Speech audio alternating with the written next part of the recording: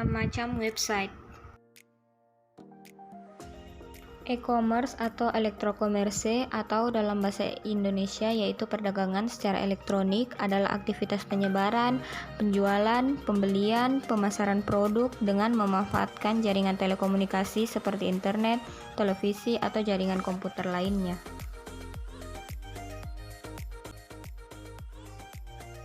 Fungsi dari e-commerce itu sendiri yaitu yang pertama menghemat waktu pembeli lintas wilayah, mampu meningkatkan market exposure, mampu meningkatkan customer loyalty, mampu mengurangi biaya operasional, dapat mempersingkat waktu produksi, selalu buka, manajemen persediaan otomatis, dan mempermudah pembayaran karena dapat dilakukan secara online.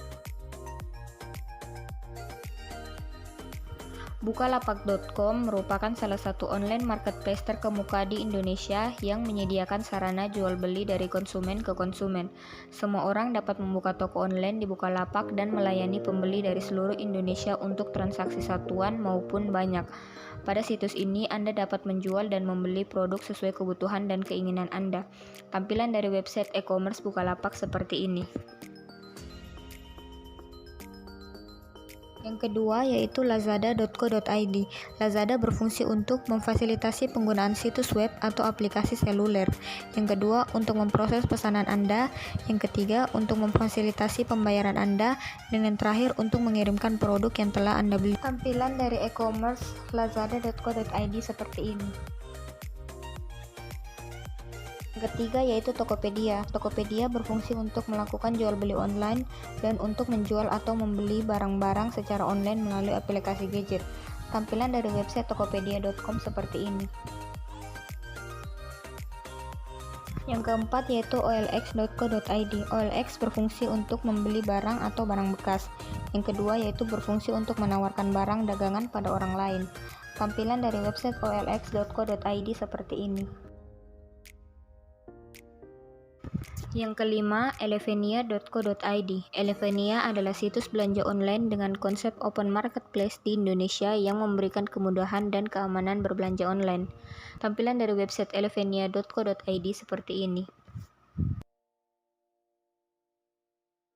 Yang keenam, blibli.com. Blibli.com adalah salah satu situs web perdagangan elektronik di Indonesia.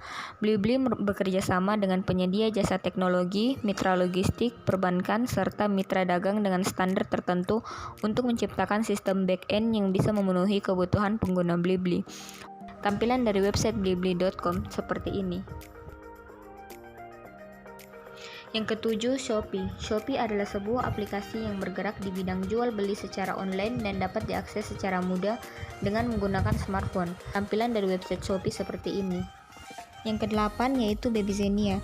Selain websitenya yang menarik, Babyzenia juga menyediakan aplikasi mobile untuk memudahkan pelanggan berbelanja melalui smartphone.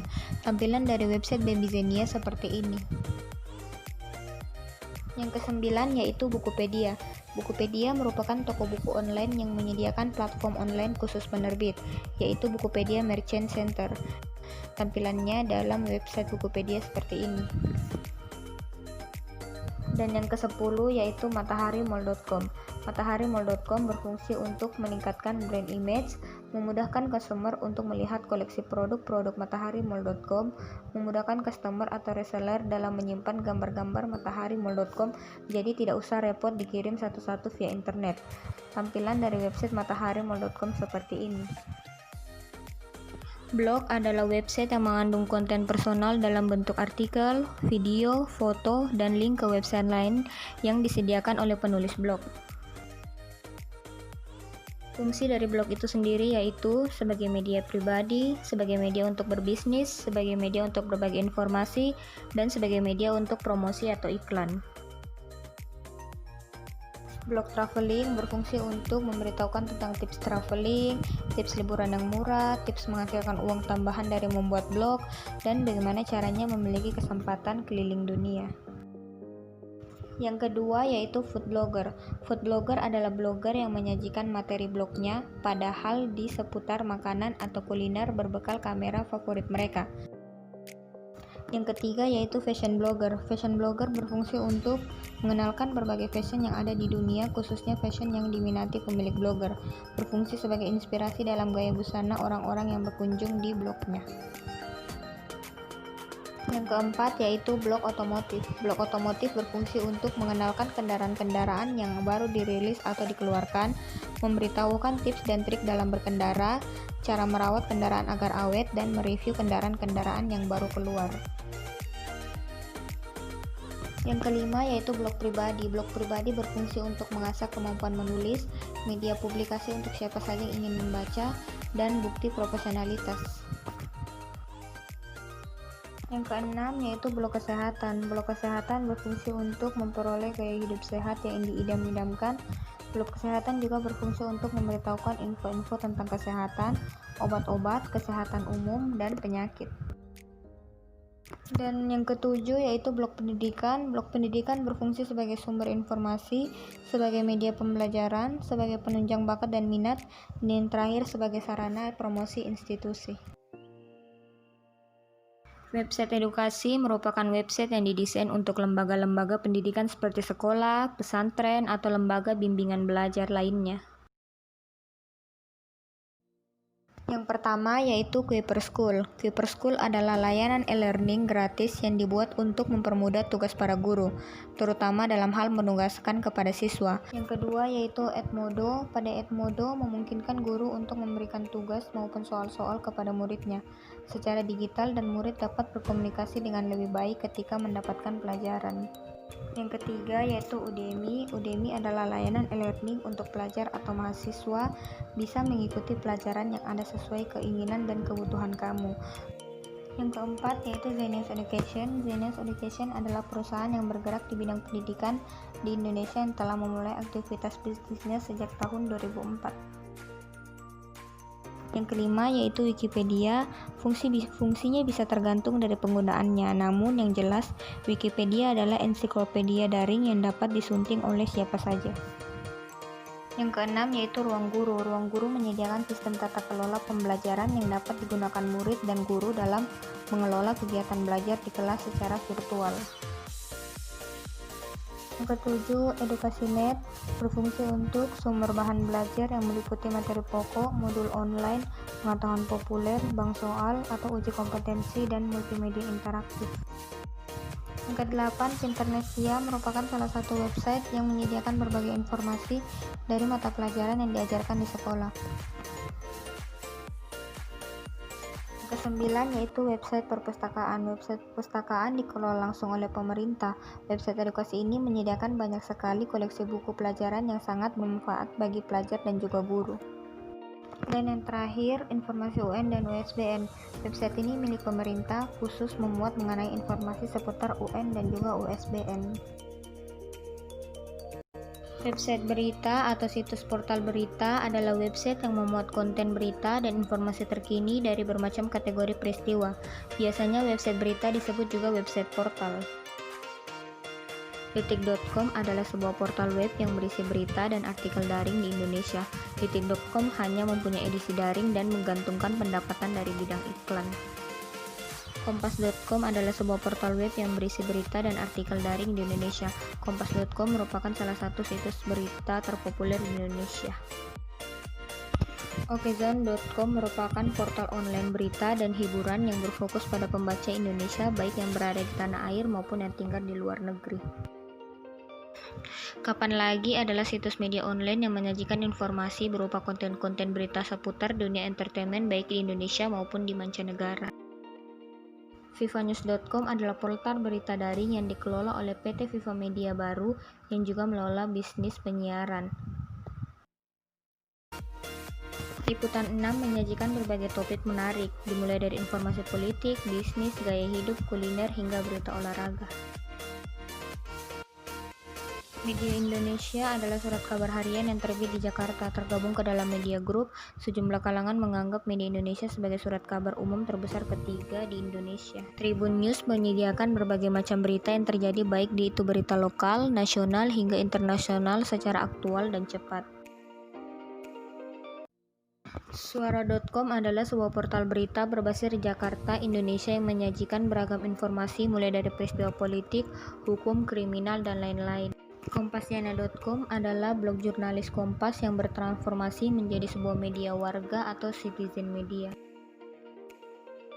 Komunitas online adalah sebuah komunitas yang terbentuk secara virtual atau maya di berbagai layanan internet, misalnya forum online, mailing list, atau grup-grup tertentu. Konsep awal Kaskus sebenarnya adalah situs yang mampu mengetaskan dahaga mahasiswa Indonesia di luar negeri akan kampung halaman melalui berita-berita Indonesia. Fiksi Mini adalah komunitas internet Indonesia yang berbasis di Twitter di mana pengikut atau penggemar menulis komposisi pendek untuk menarik minat pembaca. Tangan di atas atau TDA adalah website yang berbasis atau bertema tentang entrepreneurship atau wirausaha, namun terbuka untuk umum. Hijabers Community adalah sebuah perkumpulan untuk mewadahi muslimah-muslimah muda yang ingin bertukar pikiran tentang gaya berpakaian muslimah dan lain-lain. Detik Forum merupakan sebuah forum yang ditujukan untuk orang-orang Indonesia, tetapi orang-orang di luar Indonesia dapat juga menggunakan layanan forum ini.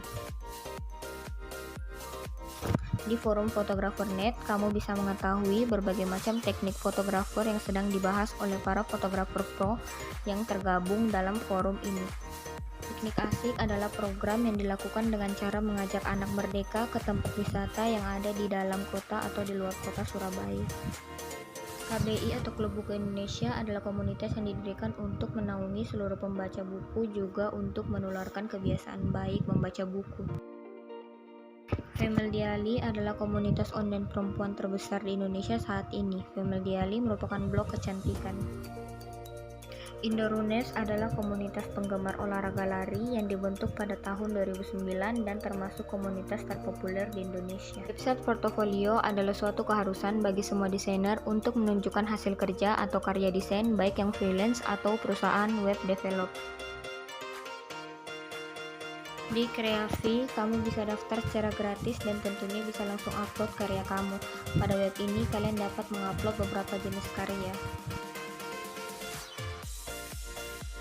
Di Behance, bukan hanya sebagai tempat desainer, Behance merupakan tempat bagi fotografer, motion grapher, animator tentunya untuk memamerkan karya kreatif dari seluruh dunia. Web portofolio Dribbble menjadi salah satu web populer di samping Behance. Web ini memiliki ciri khas berwarna pink. Website portofolio U-Blast memiliki ciri khas nama yaitu LED. Website ini dikemas dengan konsep yang baru dan memiliki beberapa fitur yang berbeda dengan web portofolio yang lain. Ada web ArtStation, kalian dapat mengupload hasil ilustrasi bisa berupa konsep art, painting karakter, and 3D object. Crevado adalah situs layanan portofolio secara gratis. Situs ini memungkinkan penggunanya untuk mengunggah file dalam berbagai bentuk seperti GIF, PDF, dan lain-lain. Clipsing.me adalah situs portofolio yang untuk jurnalis, penulis, dan blogger untuk memamerkan karya mereka. Di website portofolio Carbon Made bisa digunakan oleh banyak jurusan di bidang kreatif, mulai dari 3D, modeling, animation, copyright, dan lain-lain. Di Journo Portofolio bisa diaplikasikan untuk pembuatan portofolio untuk mereka yang berprofesi sebagai jurnalis, copyright, blogger, dan fotografer. Adobe Portfolio adalah situs yang bisa membantu membuat portofolio yang kreatif dan profesional. Di halaman http www.hostinger.co.id, kemudian cari nama domain. Di sini saya ketikkan nama saya nurulihza.com, kemudian cari.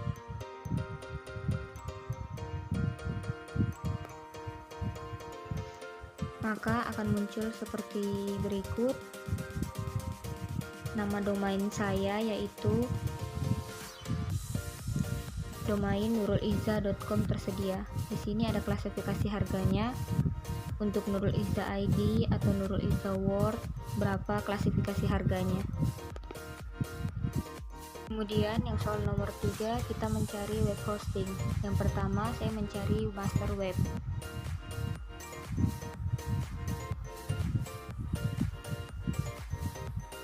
Kemudian di sini ada untuk ORG itu berapa harganya, ID, berapa harganya, .com berapa harganya.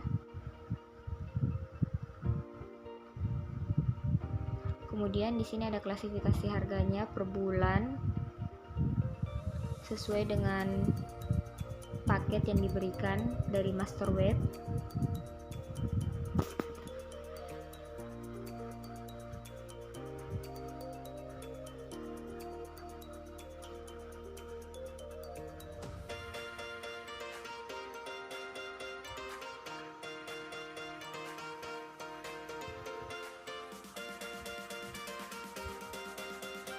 Kemudian yang kedua, saya menggunakan rumah web. Harga per bulannya yaitu 19.900. Kemudian harga paket idealnya itu sama 9.900. Di sini ada klasifikasi paket-paketnya. Ada paket ideal, paket building dengan paket grow.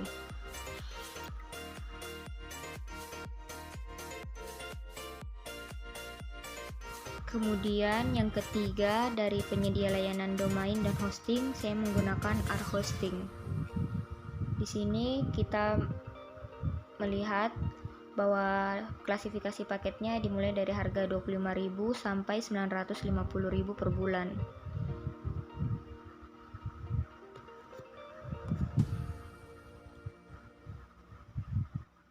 Kemudian apabila kita ingin mencari domain,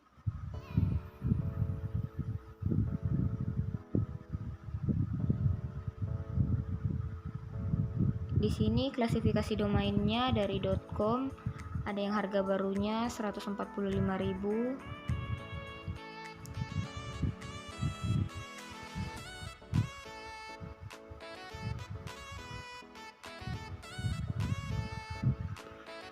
Kita menggunakan ID web host.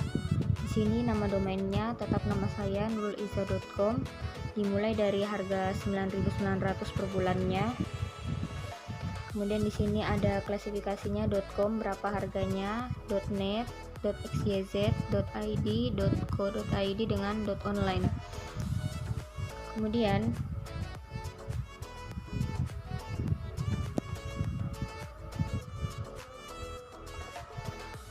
untuk harga per bulannya kita lihat di lihat paket hosting murah.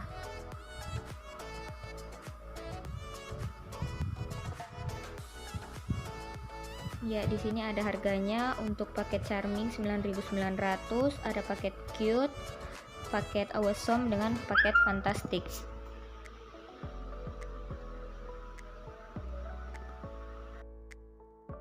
Selanjutnya kita mencoba pakai jagoan hosting.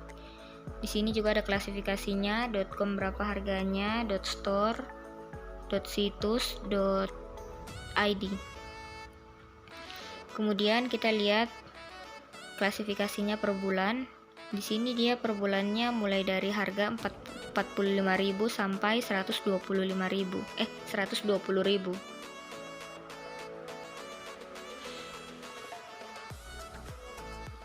Selanjutnya kita menggunakan website Indo Website. Di sini harga per bulannya mulai dari harga 23.750 sampai 900 per bulan. Di sini juga ada klasifikasi domainnya, .com berapa harganya sampai di .info 224.000 per bulan.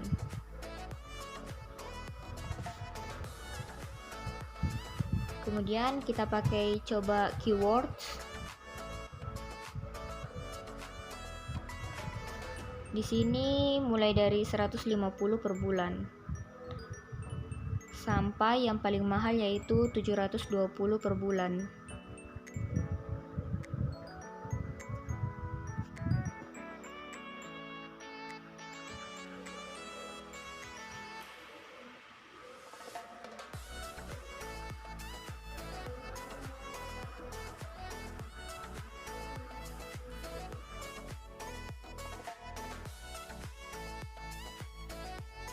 Kemudian yang ke-8 kita menggunakan Niaga Hoster.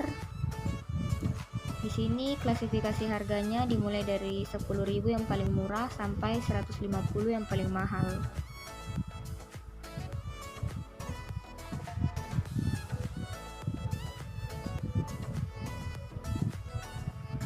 Kemudian kalau kita mencari domainnya, di sini .co dimulai dari harga 125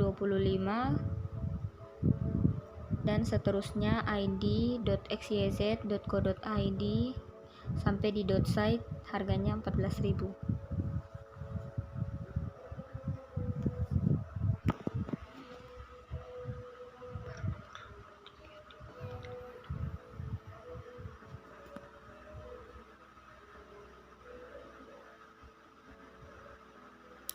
Kemudian yang ke-9 kita menggunakan web hosting dan domain murah. Di sini kita menggunakan Jackhoster. Di sini ada domainnya, harganya ID berapa, .co berapa, .xyz berapa, sampai di .mobi. Kemudian harga per bulannya dimulai dari 3.000 per bulan sampai yang paling mahal itu ada 1 juta per bulan.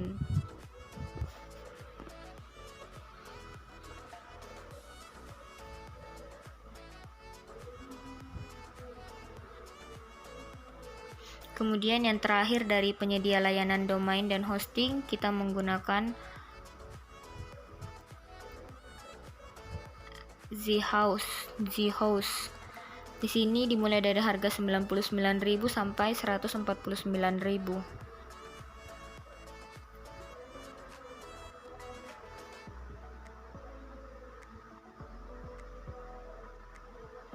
Domainnya juga di sini harganya berbeda-beda.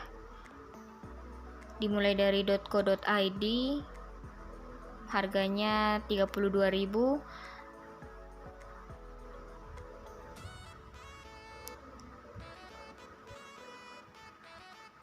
sampai di .co.id harganya 150.000. Jelaskan perbedaan CMS WordPress dan CMS Joomla. Menurut Anda, mana yang lebih baik digunakan? Dapat disimpulkan dari yang di atas, Joomla sebetulnya lebih susah daripada WordPress, tetapi ada beberapa proses yang memerlukan langkah lebih seperti pembuatan post, instalasi extension, dan mencari. Jadi menurut saya lebih baik menggunakan WordPress karena WordPress lebih mudah bagi pemula, sedangkan untuk Joomla kita harus mempunyai keahlian lebih khusus lagi terhadap CMS.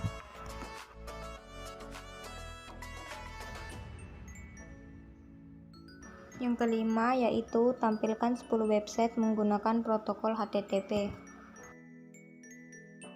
Yang pertama ada website edukasi.co.indo.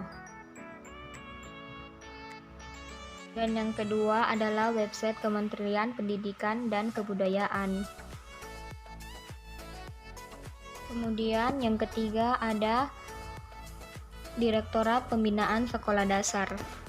Kemudian selanjutnya ada website Direktorat Jenderal Cipta Karya. Selanjutnya adalah website Direktorat Sekolah Menengah Kejuruan. Kemudian website tentang fisika net.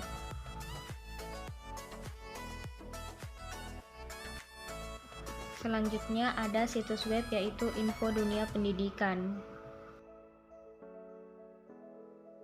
Selanjutnya situs web yaitu Santa Lucia. Kemudian ada situs web yaitu Edukasi.net. Dan yang terakhir yaitu Bimbel Ruang Guru. Kemudian soal yang terakhir yaitu tampilkan 10 website yang menggunakan protokol HTTPS. Contoh yang pertama yaitu website Blog Dokter. Yang kedua yaitu contoh website Buka Rahasia Blogspot. Yang ketiga yaitu contoh website writetua.com.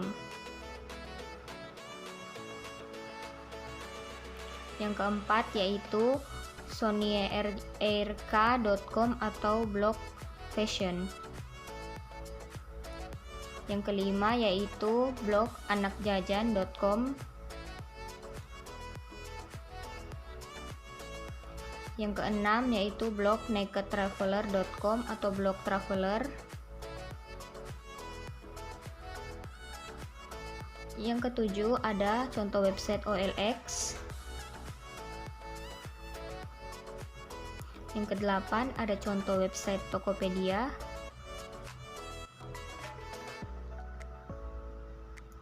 Yang kesembilan ada contoh website lazada.co.id.